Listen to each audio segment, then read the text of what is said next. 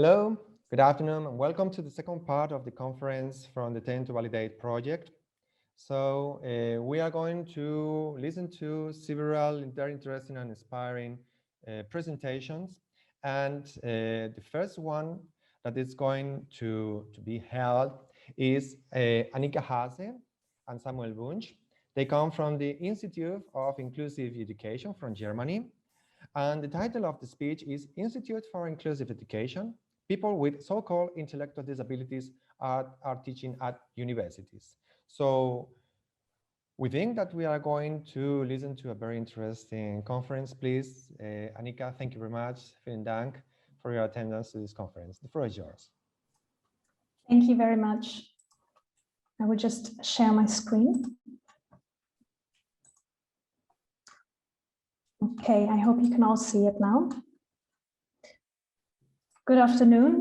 We are very excited to be a part of this event, and thank you very much for having us and your interest in our session as well. We are the Institute for Inclusive Education. My name is Annika Hase, and I'm looking forward to giving you an overview about the work that we do. Afterwards, I will let you hear from my colleague Samuel Wunsch, who will give you an insight into his perspective as an educational specialist. We are a non-profit limited company that is affiliated to the Kiel University in the north of Germany. We are funded by the Ministry of Education, Science and Cultural Affairs of the federal state of Schleswig-Holstein, which is also where Kiel is, and our shareholder is the Foundation Drachensee. Here you can see our team in Kiel, Germany, and the man on the left side of the screen is our founder, Jan Wolf Schnabel is his name. The Institute for Inclusive Education is qualifying and employing people with so-called intellectual disabilities as educational specialists. We will now look at what exactly educational specialists do for a living. We created this project so that people with so-called intellectual disabilities can give seminars and lectures at universities. The educational specialists talk about the lives and needs of people with disabilities and communicate these to the students at the universities. In our federal state, educational specialists are now a permanent part of the curricula of different universities. On the left side, there is a picture of a full lecture hall, and on the right side of a seminar, and both are organized and held by our educational specialists. At the moment, they happen digitally, not in person. They talk about topics such as education, work, housing, leisure, culture, or health, and together with the students, they work out similarities and differences between their lives and reflect on experiences, potentials, opportunities, and even privileges. They also discuss wishes for a more inclusive society. But how did my colleagues become educational specialists? So in Germany, there are so-called workshops for people with disabilities, and these workshops provide employment, but this type of work does not belong to the general labor market, and therefore the salary is lower. So the founder of the project wanted to give people with intellectual disabilities who work in these workshops the opportunity to go through a qualification.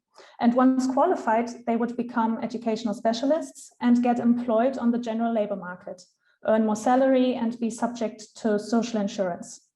So in 2013, 6 people with intellectual disabilities started a 3-year full-time qualification. The trainees learned in 2 different ways. There was theoretical input with exams, and there was also learning how to use this in educational settings and even hold seminars while still in the qualification with students.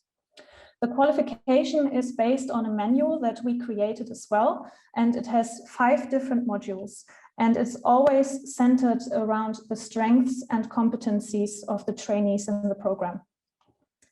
So you might be wondering how this idea came about in the first place. Our motivation for this project is connected to the Convention on the Rights of Persons with Disabilities. The CRPD has several articles that aim to improve participation for people with disabilities, but we focused especially on 3 different articles: 24, education; Article 27, work and employment; and then there is also Article 8, awareness raising. For people with intellectual disabilities, there is little access to higher education and limited opportunities for employment on the general labor market. With the qualification, we developed higher education that leads to secure employment, and that also opens the exclusive higher education sector for people with disabilities. But also the educational specialists reach people without disabilities who had no previous experiences with disabilities and learn to remove these barriers in the minds in a safe environment. The students learn inclusion competencies firsthand, which will then later help them in their future professions.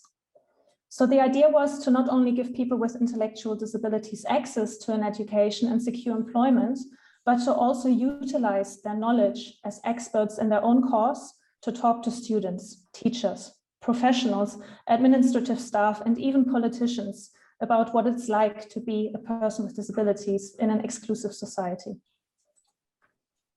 We follow the principle, not about us, without us. This means that people with disabilities know best what they need or what their lives look like. Their input is a great addition to the fields of science and theory that are mainly taught at universities. So here you can see where we have already implemented our qualifications.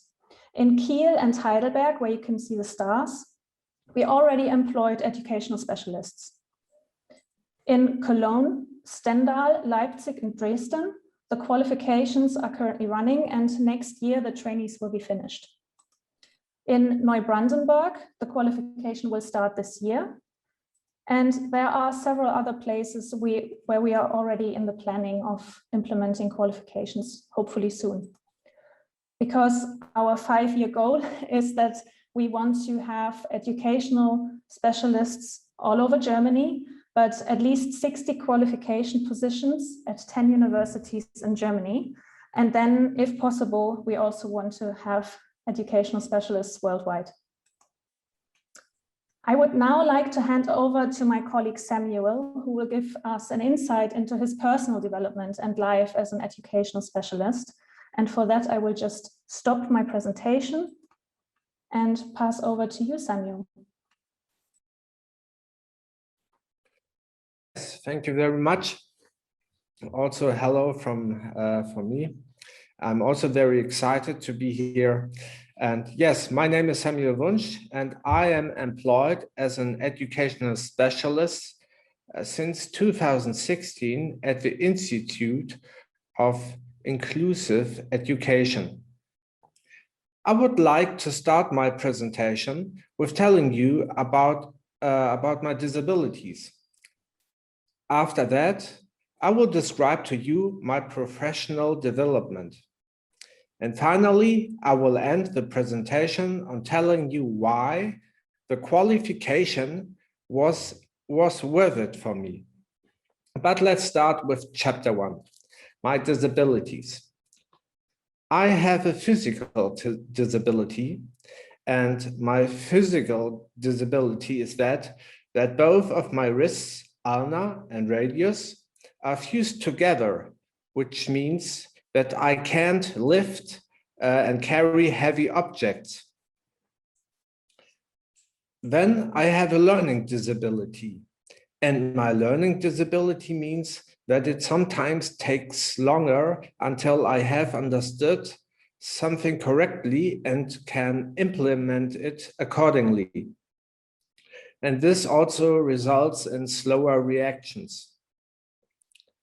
Then, third, I have a mental disability, and my mental disability consists, among other things, of a mental illness and additional similarities to the Asperger syndrome and other impairments. And my severe visual impairment that I have means that I'm very short-sighted.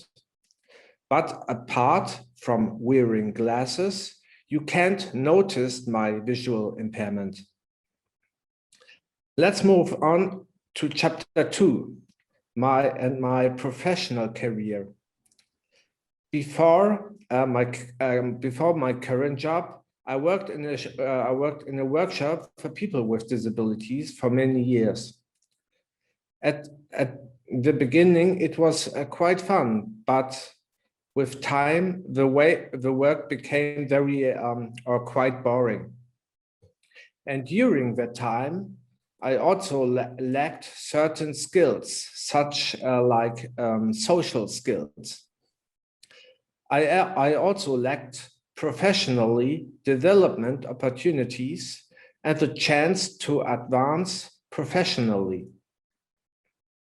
But then the project Inclusive Education started, and I had a new hope. During the qualification, my teammates and I learned about different topics. But we also went to the Kiel University of Applied Sciences and the University of Kiel and held lectures and seminars. And this is what we are still doing today, teaching students about the lives of people with disabilities. But from time to time, I also co-teach with other lecturers, for example, at various educational events. And the last chapter, and this is the question which I want to answer now. Why was it worth it for me? It was worth it because I realized that I can do more than I think. Today, I work very cognitively and can be creative. In the past, I wasn't creative at all and didn't know what to do with it because of my learning disability. But when I qualified, I discovered for myself that I can be creative despite my impairments. I also have developed additional skills that I didn't think it was possible. And I also experienced a personal change of perspective. But moreover, I was able to present my unique work globally on different business trips. For example, there were business trips to different international conferences, like one in Spain, where I give a presentation in English and a little Spanish at the end of 2018. Another example was the Zero Project Conference 2020 in Vienna, Austria, where I co-hosted a panel. But before the conference, I got the opportunity presenting the Institute at the Austrian Parliament. So, all in all, I can say that I get to see more of the world, meet more people, have more empowerment and self-determination. I get to tell people about my work. But the most important of all is to change the thinking inside the society and how people with disabilities are seen.